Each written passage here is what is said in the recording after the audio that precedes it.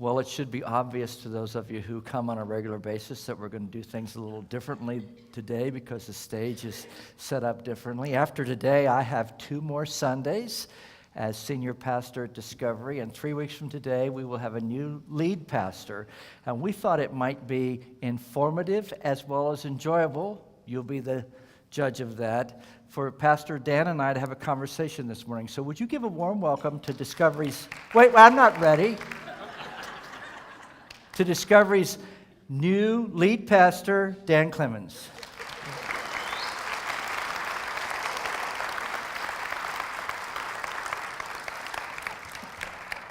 Well, as I love to call you in private, Danny boy. No problem there, Bobby. How are you doing as the big day approaches? You know, that's a question that I get a lot, but I am very excited. Very excited. People ask, are you nervous? And, you know, I don't look at ministry as something to be nervous about. It's more of an excitement and knowing that, you know, God's going to sustain me through all things. So there's no reason to be nervous. Just very excited about what He is doing. Very excited. What are you most looking forward to? I'm excited just to see how God's going to stretch me, how He's going to grow me. And I've been in ministry for 18 years, and so, you know, you gain a lot of understanding through ministry, but this is completely different to me. And so I'm excited to see how God's going to stretch me and grow me, take me beyond what I think is my comfort zone. But I'm also excited to see how He's going to stretch this entire congregation. Coming into a new position, we all have a lot of what's going to happen. And if we just allow the Lord just to sustain us, we're going to be great. I agree. Thank you. Well, I appreciate that. You know, you mentioned a year ago from this stage that you would be stepping down, which was a shock to some. Can you talk about why you're using the phrase stepping down? A lot of people think it's a retirement. And I don't think, I believe that there is a difference. And I just want you to share, if you would please, with us why you're stepping down and what does that mean? Well, I tell you, I certainly have mixed feelings and have had mixed feelings since the day we made the announcement. And sometimes I feel a little awkward, and a lot of the time I'm sad, but at the same time I'm reflective and I'm excited. And I want you to know a couple reasons that aren't reasons why I'm leaving. I'm not mad at anybody. And there are no problems with regard to the church. It's just that I feel like it's time for a change. You know, 30 years is a long time. And I think as I look at how things have gone, and while we have new people coming in all the time, over the last few years, we've not really had a substantial, significant statistical growth. And so my thought is that I've been here for 30 years, and quite honestly, I'm out of gas to a degree. I think it's time for a change. Well, what's the hardest part about this for you? I think the hardest part is to know that 3 weeks from today, I won't be a part of this church and ministry. And I think the hardest thing of all is what's been happening and what's going to continue to happen for a couple more weeks is saying goodbye to the people that I really love who are part of this church. Well, what are your plans for you and Jan then? Well, the one thing that's certain, starting the week of October the 5th, I'll be cutting the grass. Well, you did buy her a new mower, so... And it's a power-driven mower. But well, if you wouldn't mind just letting us know when you're going to do that so we all can come and see this firsthand, we appreciate that. Other than that, cutting the grass, we don't really know what we're going to do. I am, as we've repeatedly said, I'm stepping down. I'm not retiring. I'm too young to retire. And also, I think I still have something to contribute. So I'm looking for a part-time job or part-time jobs where I will be able to serve and make a contribution using my gifts and supplement our income with regard to what we have set aside for retirement. As you know, I'm teaching a class at Hope. I've taught a class the first semester the last few years, and I hope to continue to do that and look at some other things. Right now, we don't have anything. But if I don't have something to do that will be fulfilling to me and which I'm making a real contribution by next spring, then Jan and I are going to think seriously about relocating to Amarillo, where we'd be closer to our grandchildren. Understandable. And, I want to say this, from a leadership standpoint, I commend you for recognizing where you are and where this church is, and to be able to entrust it into someone else. And I think that speaks volumes of your leadership here. So thank you for that. One of the questions that people like to ask, and I would like for you to talk about, is how that you and Pastor Joe and the elders came to a decision to select me. Dan, that's a question that we've asked ourselves a lot the last 2 years.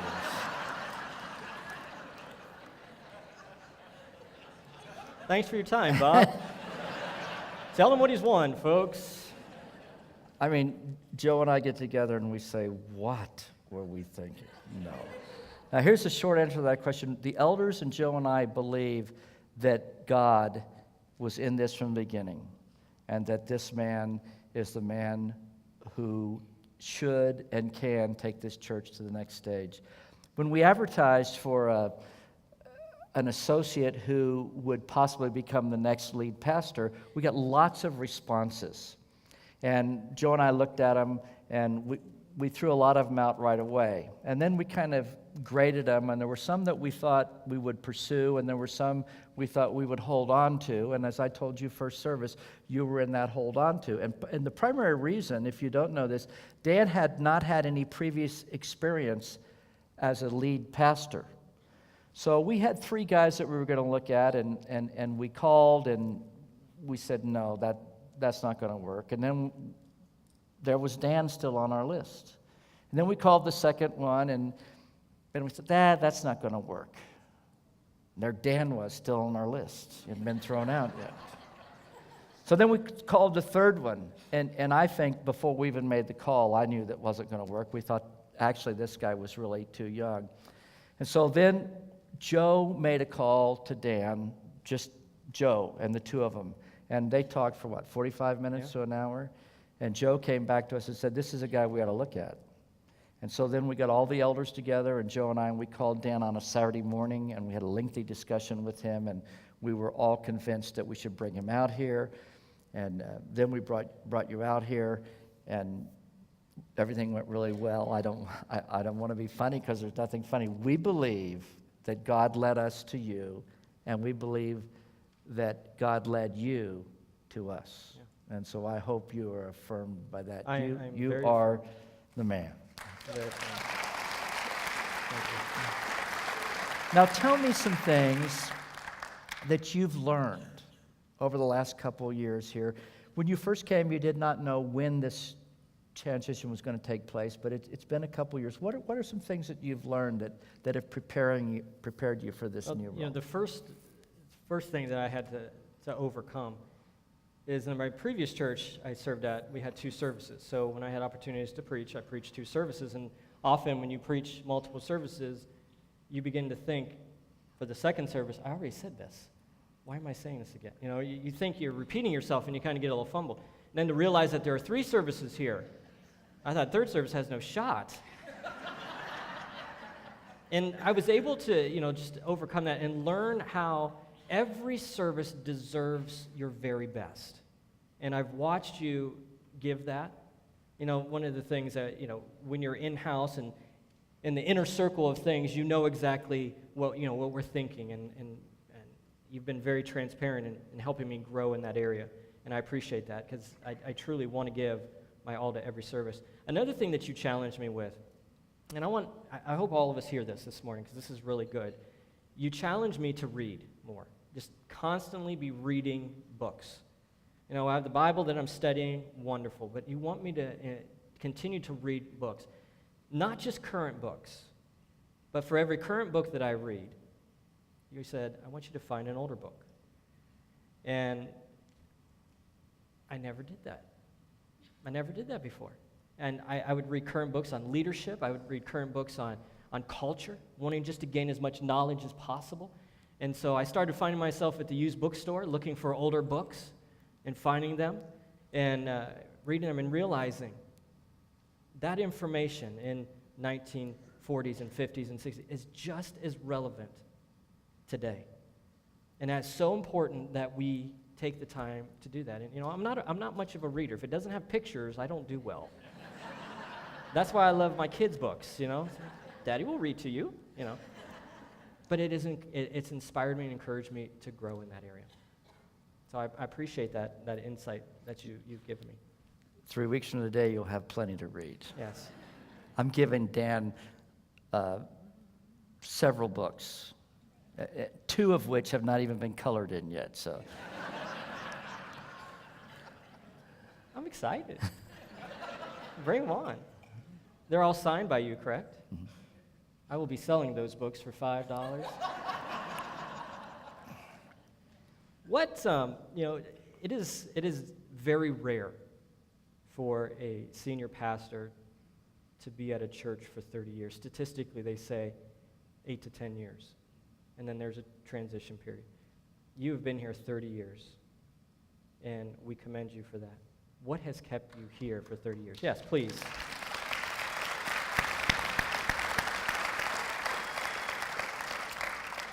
Well, I think it's about a commitment I made after a few years into things when we began to move forward financially and when we built this building, we were in deep financial commitment.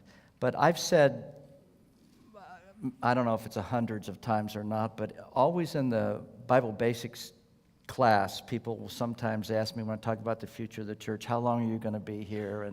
And I've always told the people in that class, as well as our elders, that there were 3 reasons why I would leave. And one was if the elders asked me to leave.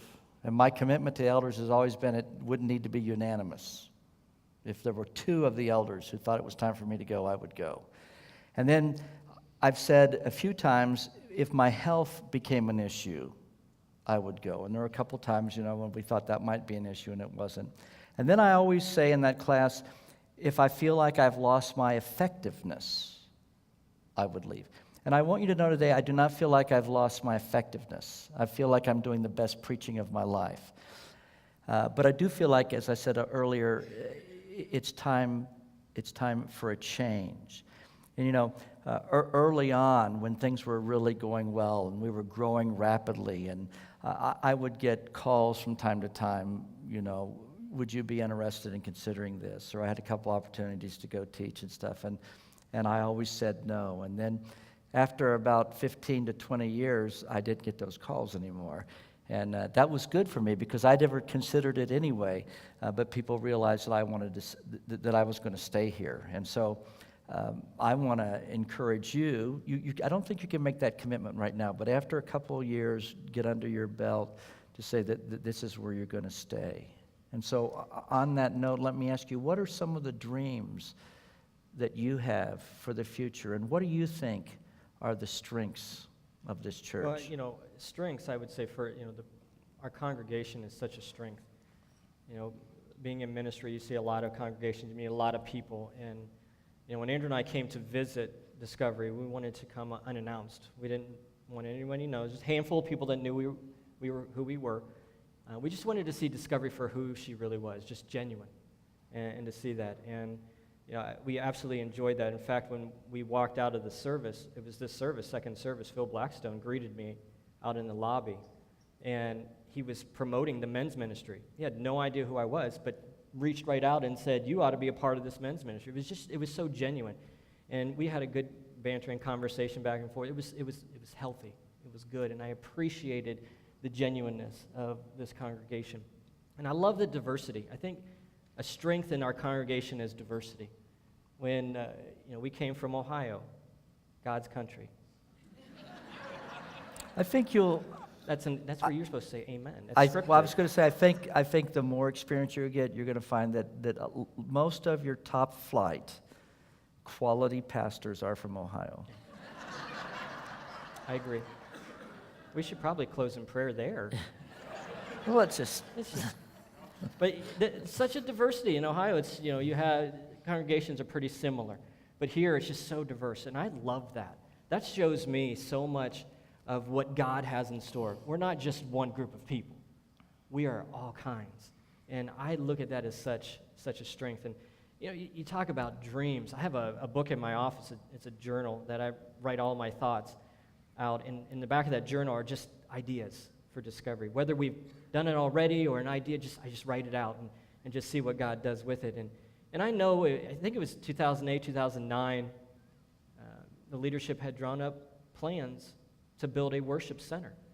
And because of the recession hit, weren't able to do that. And I would love to see that happen. Not because of me, but because it was something that you had a vision for, and let's make it happen. Let's figure out a way to make it happen.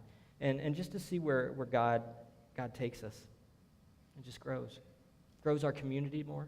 We have great involvement with Landmark Middle School. That's our adopted school, and I want to see us reach out more to our community, make Discovery a place where our community wants to come throughout the week. And we have 8 acres of land behind us. What does God have in store for that? How exciting that is to know that it's available, and we'll just see what he does. well, I'll be praying. Well, and we want that. We want that. What would you say is this is tough. In 30 years, how do you sum this up? But what would you say is your most satisfying moment here at Discovery? A highlight of some sort. I don't think I can say that there's any one thing. I would say what has been most fulfilling and satisfying to me is to be a part of the growth of the church as well as the growth of individuals. We had 16 people the first Sunday I was here. And then, we're in the school and then here and multiplying services. But not just numerical growth, to see people change. There are men here at this service who didn't want to be here the first time you came. Came because your wife made you come. And you sat in the back and said, try and make me laugh. And now some of them are elders. People's lives have changed. And I've been here where I've been visited in the hospital where someone had a baby, and to be a part of that. And then years later, I had the privilege of baptizing that baby that now had grown up and become a believer. And then a few years after that, or several years after that, performed the wedding ceremony for that person I visited when they were first born in the hospital. And then I've had the privilege to dedicate the infant of that person I first met when he or she was an infant in the hospital. So part of the blessing of staying over the long haul is seeing people change. And I've changed too. My hair was dark like yours when I started. I'm just hoping I have some by then. Well, I wasn't going to say I have more hair than you. I was only going to say my hair is lighter. Well, I'm hoping on my first Sunday, the 12th, that I have more than 16 people. Well, Because if not, then we got a problem. Well, we were in a home then. What are some concerns you have as you look to the future? And I don't know how honest or vulnerable you want to be, but even though you're excited, I'm sure you have some concerns. I don't want it to sound cliche, but when God's in control of something, we just need to be okay. We need to breathe. I do have concerns. I spoke last Sunday about just wanting to know the unknowns. There's a lot of unknowns, and there's a lot of people that are saying, the question, what's the first thing you're going to change? And change is not a scary thing. We have to embrace change. We wouldn't be where we are as people if we didn't embrace change. And I have to embrace the change of things that I may like that need to change, and I don't want it to. And I have to be able to be open in that.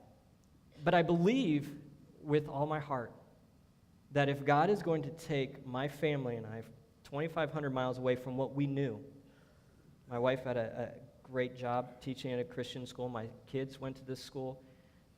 Our family was there, and God decided that we're going to move you. And I remember looking at the advertisement for Discovery. I'm reading it. I'm like, Andrea, listen to this. This is exactly what we've been praying for. This is what we... And I got to the bottom. I'm like, it's in California. And she looked at me and then turned away.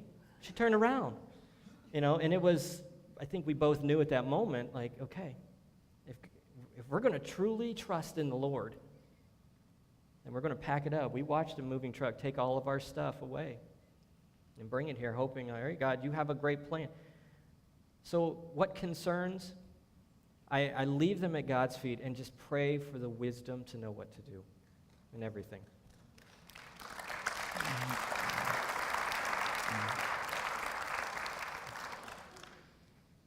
I want to kind of back up just a bit.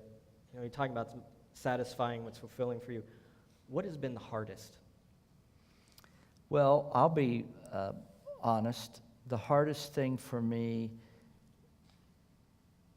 is related to the criticisms that come. And getting to know you as I have these last 2 years, it's not going to be any easier for you than it has been for me. And I know that's a part of the position. If you can't take the heat, get out of the kitchen. And I think through the years I've been able to somewhat make some progress and not respond immediately like I used to in the old days, and then to let some of it go. But I think more so than that, the thing that has been the most discouraging and difficult for me is when people who you thought were totally committed not just to the Lord but to this church, and who also you thought were committed to you as a friend and as a pastor, and to see them leave. And that's tough. And one of the things I've tried to do is always let those people know that they're always welcome to come back. And we've had some people leave and come back, and leave and come back, and leave and come back. But what I try to do is let them know, and then when I see them in the community or at a restaurant or they come back here for a funeral, I always go and speak to them because even though they're not a part of this church still, and even though there was some pain involved and they're leaving, they're still a part of the family of God, and I'm still a part of the family of God. So that's going to happen. And what are the things could you just encourage me with that I just need to watch out? Well, for one thing, I think you have to watch out that you just don't believe everything that everybody tells you how good you are. I know I'll never forget one Sunday years ago, someone came up to me and said, "Boy, you are one of the finest preachers in all of Southern California." And I mean, that was affirming. And I went home and I said to Jan, so-and-so told me today that I was just one of the finest preachers in Southern California. And she didn't say anything. And we were eating, and I said, just how many really fine preachers do you think there are in Southern California? She stopped eating, she looked at me, and she said, "One less than you think."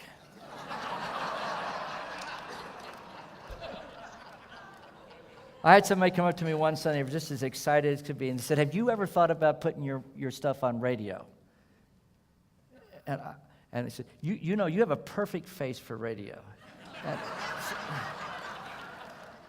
Well, see, now, with that's criticism to me. And if I am going to deal with criticism, then I'm just going to tell my wife, and she takes care of it for me.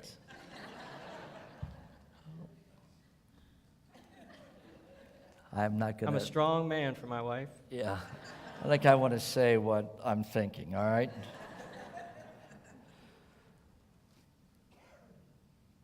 Any other advice? Well, advice. It's yes. I appreciate everything you're saying, but I'll give you some advice. I asking think you have to make sure that you never allow anything to take you away from cultivating your relationship with the Lord.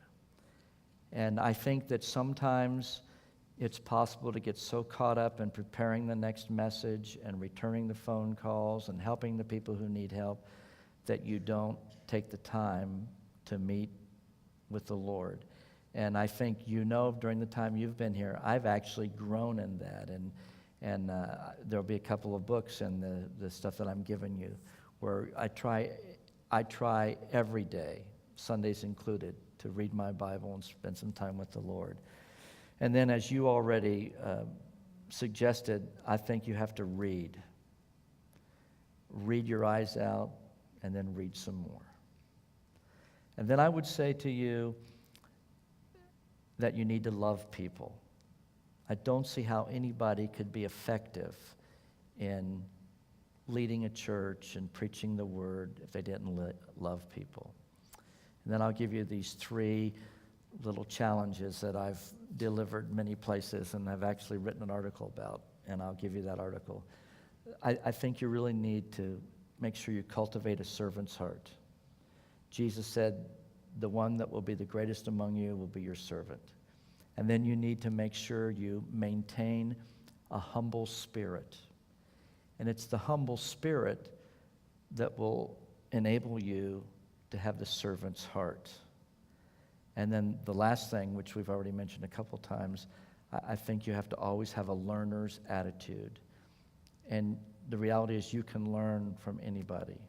And if you keep reading and keeping your mind and heart open, God will continue to lead you and make you better and better, the kind of person that you want to be.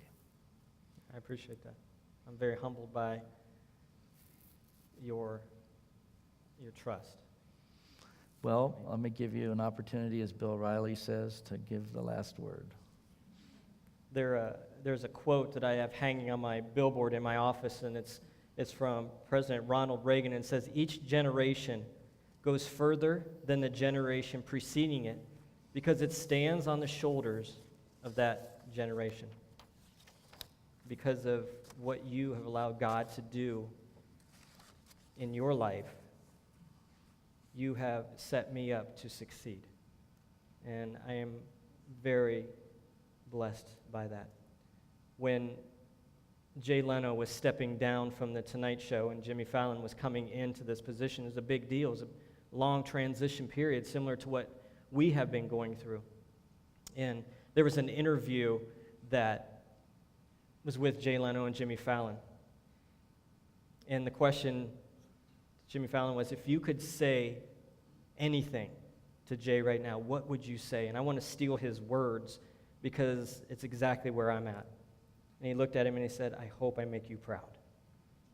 And that's what I say to you. Well, I think I will.